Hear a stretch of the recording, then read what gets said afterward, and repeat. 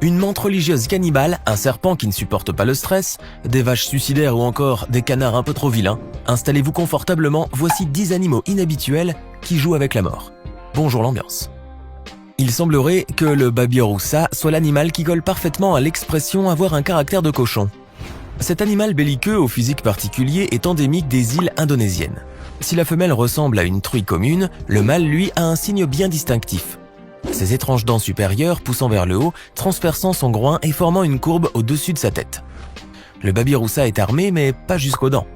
Si vous pensez que ses dents sont des armes de défense, eh bien détrompez-vous, elles sont en réalité très fragiles. Car ses dents, il préfère les garder intactes.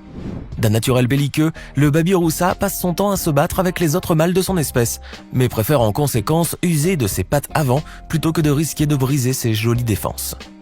D'autant plus qu'un Babirusa mâle a très peu de chances de s'accoupler si ses canines sont abîmées.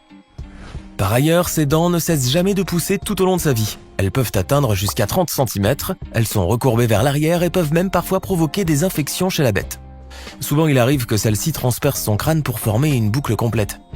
Si à l'heure actuelle, aucune étude n'est arrivée à démontrer la véritable utilité de ces dents, ce qui est certain, c'est qu'elles semblent avoir la fonction de vouloir tuer cet animal à petit feu. Le stress est mauvais pour la santé. Si certains arrivent à le gérer, d'autres peinent à vivre avec. Cette vidéo étonnante montre un serpent en train de se manger la queue et de s'enrouler sur lui-même dans une animalerie sous l'effet probable du stress et d'un excès de chaleur.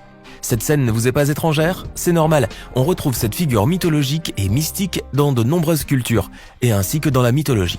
Les Scandinaves appellent ce phénomène l'Ouroboros, un serpent qui se mord la queue et qui représente une boucle infinie. Au-delà des visions désastreuses qui accompagnent ce phénomène dans les textes, il arrive parfois à des reptiles bien vivants de se retrouver dans cette position improbable. La théorie la plus réaliste qui explique ce phénomène est que les serpents qui se mordent ainsi la queue le font sous l'effet du stress et de la panique. L'excès de chaleur y est pour beaucoup aussi. En tant qu'animal à sang froid, le serpent n'est pas capable de réguler lui-même sa température corporelle. C'est aussi cela qui explique qu'en été, cet animal préfère se rafraîchir et se mettre à l'abri à l'ombre dans des endroits cachés et improbables. Mais s'il n'y parvient pas, la chaleur va alors entraîner un chaos chez l'animal, accompagné d'un sentiment de grande faim. Et comme les serpents domestiques n'ont pas toujours accès à de la nourriture, ils peuvent se retrouver à s'attaquer eux-mêmes. Ils peuvent également être désorientés pendant leur mue et s'en prendre à leur propre queue, la considérant comme une proie. Alors ils se retrouvent donc sans queue ni tête. Et si cette vidéo vous plaît, n'oubliez pas de mettre un pouce bleu, de vous abonner à la chaîne et d'activer la cloche pour recevoir toutes les notifications et ne rien manquer de nos prochains contenus. On continue. Il vous est sûrement arrivé un jour de vous faire piquer par une abeille, n'est-ce pas? Eh bien, sachez qu'au moment où vous étiez en train de vous tordre de douleur, la malheureuse abeille, elle, était probablement déjà morte. La différence entre une abeille domestique et une guêpe, c'est que la première, contrairement à la seconde, ne peut piquer qu'une seule fois. Et c'est la forme de son dard qui lui porte le coup fatal. Donc, si vous pensiez qu'elle vous attaquait pour se défendre, eh bien pas du tout. En vous piquant, elle signe son arrêt de mort. Voici pourquoi. Les abeilles domestiques ne sont pas agressives par nature. S'il leur arrive de piquer, c'est toujours dans l'intérêt de la colonie et uniquement pour défendre leur territoire, leurs ruches et leurs reines. Et oui, l'abeille n'a aucune conscience de sa propre vie, ni des risques qu'elle encourt en piquant. C'est donc sans retenue aucune qu'elle se sacrifie au profit des siens. Et le seul responsable de sa mort est son dard éperon. Si ce n'est pas du patriotisme, ça? Si les abeilles meurent après avoir piqué quelqu'un, c'est parce que leur dard prend la forme d'un harpon, alors que celui des guêpes est très lisse. Lorsque celui-ci s'enfonce dans la peau d'une victime, la chair se referme littéralement sur lui et les crochets du harpon l'empêchent ensuite d'en ressortir. Pour s'enfuir, l'insecte se voit alors obligé d'abandonner son arme, qui est reliée à une partie de son abdomen contenant la glande à venin. Éviscérée, l'abeille est donc condamnée à mourir et nous, à tenter de soulager la piqûre, autant que faire se peut. À Londres, les différents parcs de la ville, dont certains avec des lacs, constituent une belle escapade avec les canards et les oies dérivant paisiblement sur l'eau. Mais si un jour vous vous baladez dans les parcs de la capitale britannique, ne soyez pas surpris si vous assistez à une scène morbide où des canards déchaînés s'entretuent au milieu de l'eau. À l'origine de cette scène cruelle, une guerre pour l'amour. Et oui, cela peut vous paraître paradoxal et complètement absurde, mais à une certaine période de l'année, notamment à la saison des amours, il n'est pas rare de voir un groupe de canards mâles noyer sans ménagement et violemment une femelle. L'accouplement entre les canards commence dès le mois de février et se poursuit jusqu'à la ponte de la mi-mars à la fin juillet. Une fois qu'un couple est formé, il reste encore tout au long de la saison, ce qui met en colère beaucoup d'autres mâles dans la colonie. Le déséquilibre dans les troupeaux provient du fait que les pauvres canes sont en partie soumises à une violence particulière de la part des mâles pendant la saison des amours. Les mâles seuls continuent de chercher une partenaire et la seule façon d'y parvenir est de briser les couples et de détacher l'une des femelles de son conjoint. Comme chez les autres espèces animales, les mâles se disputeront alors l'attention de la femelle. Et si son partenaire n'est pas assez costaud pour le repousser, eh bien c'est la femelle qui va devoir accuser les coups. La cane peut également être tuée lorsque les mâles se battent pour elle, puisqu'elle se retrouve souvent noyée à cause des batailles. Il est difficile d'imaginer une pratique aussi horrible parmi ces oiseaux d'apparence si douce, n'est-ce pas ? Des vaches qui se jettent du haut d'une falaise, ça n'a rien de commun et c'est vachement incroyable. En 2017, 13 veaux se sont jetés d'une falaise vertigineuse au Levron, en Suisse, après avoir cassé la clôture de leur parc. Le drame s'est déroulé au milieu de la nuit sur les hauts de la commune de Volège. Les veaux ont cassé plusieurs fils entourant des parcs avant de se retrouver sur l'arête de la falaise. Ils se sont ensuite lancés dans le vide comme s'ils avaient été poussés. 12 d'entre eux sont morts sur le coup et un 13e a été blessé et transféré à la clinique pour animaux de Berne. Il est très certainement tombé sur les autres, ce qui a amorti sa chute.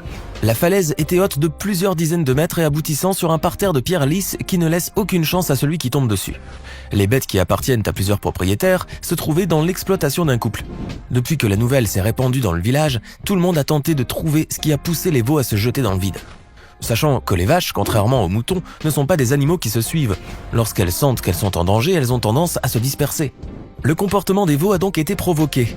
Le fait qu'ils aient cassé les fils à plusieurs endroits laisse croire qu'ils ont été certainement poursuivis par un animal, soit par un chien ou soit par un loup. D'ailleurs, dans la région, plusieurs rumeurs laissent entendre que 2 loups exploitent les harlages dans la vallée voisine. Cependant, aucun indice n'a permis de confirmer cette hypothèse ni de confirmer l'identité de l'agresseur. D'autant plus que les victimes ne portaient pas de traces d'agression, comme des griffures ou des morsures. Autre fait étonnant, c'est que le présumé agresseur a poursuivi ses proies, mais n'en a pas profité une fois celle-ci tuée. Le mystère reste donc entier. Il fait partie des petits êtres fragiles qui ne supportent pas le stress, comme nous l'avons mentionné avec le serpent plus tôt dans cette vidéo. Cette fois, nous parlerons des oiseaux. Quelle que soit la raison, maladie, nourriture incommodante, hygiène douteuse, etc., l'oiseau subit et perçoit très sensiblement toute modification dans ses habitudes, et cela a des effets néfastes sur son organisme, dont les 3/4 du temps s'expriment par un grand stress. Ce dernier a diverses sources et provoque des réactions qui peuvent mener l'oiseau jusqu'à la mort. Chez les perruches en particulier, ce phénomène n'est malheureusement pas rare. Les perruches sont particulièrement vulnérables au stress et l'endurent moins bien que les autres oiseaux. Lorsque les perruches sont stressées, elles libèrent une grande quantité d'adrénaline dans leur circulation sanguine. Par conséquent, cette adrénaline augmente la pression artérielle, vide l'apport de sucre dans le sang et dilate ensuite les vaisseaux des muscles. Un niveau ou une fréquence de stress élevée entraîne l'épuisement des glandes surrénales, provoquant la mort soudaine de l'oiseau dans certains cas. Dès lors que nous évoquons la menthe religieuse, vous pensez automatiquement à cet insecte vicieux qui possède la sinistre réputation de cannibale. Elle est en effet connue pour dévorer son compagnon après l'accouplement. Ce n'est pas très catholique, il faut le reconnaître. Mais cela semble en fait plus compliqué que ça en a l'air, car le phénomène n'est pas forcément systématique. Cet insecte originaire d'Afrique est parfois surnommé tigre de l'herbe, tant il est vorace, et que son alimentation particulière le distingue des autres insectes. En effet, la menthe religieuse se nourrit surtout d'insectes vivants, quelquefois plus gros qu'elle. Ses mets favoris sont les criquets, les abeilles, les papillons et même certains petits oiseaux. Comme nous venons de le dire, la menthe religieuse est vorace. Et contrairement à ce que beaucoup peuvent croire, elle peut aussi bien manger les mâles que les femelles de son espèce. Le fait est que dans un but de survie, lorsque la nourriture se fait rare à proximité, la femelle va dévorer le mâle durant ou après la copulation. Cela lui donnera assez de protéines pour porter ses œufs, ce qui lui permettra ensuite d'avoir ses petits dans les meilleures conditions possibles. Mais là encore, ce n'est pas systématique. Des fois, il ne se passe rien, tout le monde rentre chez soi et la fête est finie. Celle qui est aussi assimilée à la veuve noire peut donc engloutir son partenaire d'une façon quasi systématique. Bien que dans la nature, cela est bien plus rare, puisque la nourriture est plus abondante. En Scandinavie, un phénomène étrange se produit depuis quelques années. Les lemmings, des petits rongeurs, ont tendance à envahir la toundra tous les 5 à 10 ans. S'ensuit une véritable explosion démographique, puis ces animaux disparaissent subitement. Dans les rivières et sur les bords des lacs, ou encore sur les routes, les habitants retrouvent des centaines de cadavres de lemmings. Si certains pensent qu'ils sont poussés par des pulsions suicidaires, d'autres pensent que les lemmings sont capturés et tués par leurs prédateurs, tels que l'hermine, le renard polaire, la chouette arfang ou encore l'oiseau de mer, le labe. Cette explication paraît plus logique puisque les prédateurs arrivent en masse lorsque les lemmings sont nombreux. D'autres scientifiques avancent quant à eux que lorsque la pression démographique devient excessive, les lemmings qui sont poussés par le besoin de trouver un nouvel habitat peuvent migrer par grandes vagues. Bien que ce soit d'excellents nageurs au même titre que les loutres et les blaireaux, il arrive dans certains cas qu'ils trouvent la mort si l'effort nécessaire excède leurs conditions physiques. L'argali est une espèce de capriné, plus spécifiquement un mouton de la famille des ovins, vivant en Asie centrale, au Tibet, en Chine et en Mongolie. Chez les Mongols, l'Argali est un mouton sauvage. Il mesure entre 140 et 160 cm de longueur jusqu'à 112 cm de hauteur et peut peser jusqu'à 120 kg. Une belle bête donc. Mais ce qui le rend encore plus sublime, ce sont ses imposantes cornes spiralées pouvant atteindre 1,25 m de long et 50 cm de circonférence et dont les pointes sont toujours dirigées vers l'extérieur. Cependant, malgré son apparence majestueuse, ce mouton a un destin tragique avec lequel il doit vivre. Ses cornes sont en effet une arme à double tranchant. Comme chez les autres espèces, les moutons Argali aiment rester dans un groupe de leur propre espèce. Les mâles utilisent généralement leurs cornes en forme de tire-bouchon pour rivaliser les uns avec les autres. Cependant, en plus d'être une arme potentielle pour d'autres moutons, leurs cornes peuvent également les blesser mortellement. Lorsque vous les regardez de plus près, à mesure que les moutons vieillissent et que les cornes grossissent, celles-ci peuvent éventuellement percer leurs joues. Ce qui fait que, très souvent, les moutons meurent à cause de leurs propres cornes. Celles qui leur servent initialement d'armes pour se protéger deviennent à la fin de leur vie leur plus grande menace. Alors que pensez-vous de ces 10 animaux inhabituels? Pensiez-vous qu'il était possible que des bêtes puissent se tuer elles-mêmes?